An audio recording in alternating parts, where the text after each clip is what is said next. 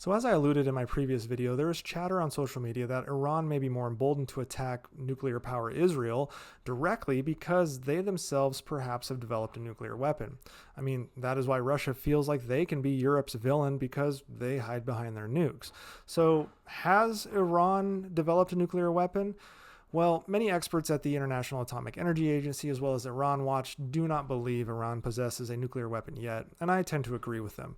Now, Iran's nuclear program has advanced to the stage where it could potentially enrich enough uranium for 5 nuclear weapons within about 3 weeks. However, this uranium would require further processing to be weaponized, and other necessary weapons components must be prepared to integrate this processed uranium into an actual weapon.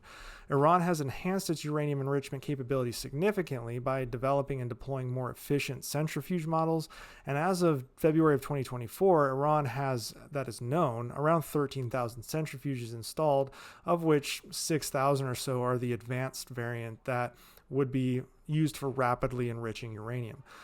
However, Iran's known centrifuges have not yet produced uranium enriched to the weapons grade standard of 90% U-235. The uranium produced has been of lower enrichment levels, which would need further processing and time to achieve weapons grade concentration. But even this doesn't tell the whole story. Iran's current centrifuges produce enriched gaseous uranium hexafluoride. All of this uranium hexafluoride needs to be converted to a metal, which would take a few additional months. And that is just one component, as I said before. The complete weaponization process requires significantly more effort than simply just enriching uranium. So theoretically, the process could extend from just a few weeks to now we're looking at several months to even over a year. And yes, some of these activities could occur simultaneously with enriching uranium, those weaponization activities. And they might be able to be conducted at a small scale, which makes them challenging to detect. But uranium from Iran would only be a threat if Iran already had perfected all of the other parts needed for a working weapon. And there is ample evidence in the public domain to show that they have not made it to that far.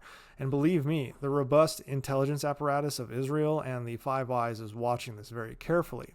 According to Iran Watch, current intelligence on Iran's nuclear program have shown they have yet to achieve the following events: conducting computer simulation models on implosion, compression, and nuclear yields of a potential weapon, conducting high explosive tests using non-nuclear material to verify the functionality of the implosion device, constructing a containment vessel for conducting these high explosive tests, researching and testing the detonation of the high explosive charges to achieve a uniform compression in the implosion device, developing a suitable detonation system and a diagnostic setup for monitoring these nuclear-related experiments, developing a neutron initiator designed to be placed in the core of an implosion device, which initiates the nuclear chain reaction.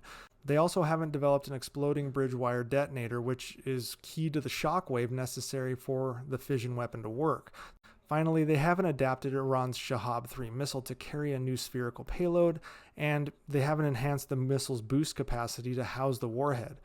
All of this needs to happen without being discovered and interfered with. Iran has been attempting to perfect many of these areas since 2003, but setbacks both in capability and in external interruptions, such as the Stuxnet virus and other areas of sabotage, continue to plague Iran. And on top of that, it wasn't even until June of 2022 that Iran removed the International Atomic Energy Agency nuclear program monitoring devices, and then they just reinstalled them back in May of 2023. Given what we know, if left uninterrupted to their own devices, at best, it would take Iran at least a year to have a single functioning nuclear weapon. Maybe. And I say maybe because it could take longer due to the technical requirements, or perhaps it could be a little shorter as they may have a robust covert nuclear weapons development program.